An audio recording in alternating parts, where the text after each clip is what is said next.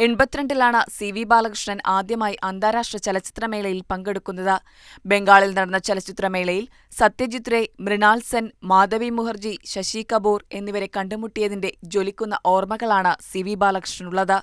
അന്നു തൊട്ടിന്നോളം രാജ്യത്തിന്റെ പല ഭാഗങ്ങളിൽ നടന്ന ചലച്ചിത്രമേളകളിൽ മുടങ്ങാത്ത സാന്നിധ്യമാണ് മലയാളികളുടെ പ്രിയപ്പെട്ട ഈ എഴുത്തുകാരൻ. ആദ്യത്തെ ഫെസ്റ്റിവൽ 82-ലെ ഫെസ്റ്റിവൽ കൽക്കട്ടയിലായിരുന്നു. അന്ന് സത്യജിത് റേയും മൃണാൽ സെന്നും മാധവി മുഖർജി, ശശി കപൂർ ഇങ്ങനെയുള്ള ഒരുപാട് ആൾക്കാർ അന്നുണ്ടായിരുന്നു. ബംഗാളി സിനിമയിലത്തെ ഏറ്റവും പ്രധാനപ്പെട്ട സംവിധായകരും നടന്മാരും ടെക്നീഷ്യൻസും എല്ലാം ഉണ്ടായിരുന്നു. തിരുവനന്തപുരത്തടക്കം നിരവധി ചലച്ചിത്രമേളകൾ നടക്കാറുണ്ടെങ്കിലും രാജ്യത്തിന്റെ ചലച്ചിത്രമേള എന്നാൽ ഗോവയിലേത് തന്നെയെന്ന് CV ബാലകൃഷ്ണൻ മടികൂടാതെ പറയുന്നു. കഴിഞ്ഞ 23 വർഷമായി ഗോവൻ ചലച്ചിത്രമേളയ്ക്കൊപ്പം ദീദി ദാമോദരനുമുണ്ട്.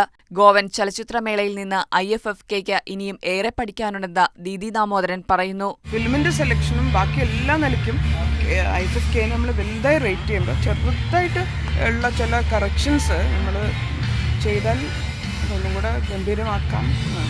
ഭർത്താവിനും മകൾക്കുമൊപ്പമാണ് ദീദി ഗോവൻ ചലച്ചിത്രമേളയ്ക്കെത്തുന്നത്. IFFKയിൽ സിനിമാ പ്രവർത്തകർക്കായി പ്രത്യേകം പ്രദർശനം ഏർപ്പെടുത്തുന്നതിനോട് യോജിക്കാനാകില്ലെന്നും ദീദി ദാമോദരൻ പറഞ്ഞു. IFFKയിൽ നമ്മൾ ഫിലിം ഫ്രട്ടേണിറ്റി ഫിലിം പേഴ്സണാലിറ്റീസിന് വേണ്ടി മാത്രം ഒരു സ്പെഷ്യൽ സ്ക്രീനിങ് അറേഞ്ച് ചെയ്തിട്ടുണ്ട്. അത് കോൺട്രവേഴ്സ്യലുമാണ്. ഐയിലാണെങ്കിൽ ഇപ്പോഴും പതിവ് പോലെ അങ്ങനെ പ്രത്യേക ഇല്ല എന്ന് വെച്ചാൽ സെലിബ്രിറ്റി ആണെങ്കിലും they have to wait in the queue. അറിയപ്പെടുന്ന നിരവധി മുഖങ്ങളിൽ ചിലത് മാത്രമാണ് CVയും ദീദിയും. അറിയപ്പെടാത്ത നിരവധി മുഖങ്ങൾ ഓരോ IFFIലും പതിവ് കാഴ്ചയാണ്. പനാജിയിൽ നിന്ന് അശ്വതി ഗോപി, മാതൃഭൂമി ന്യൂസ്.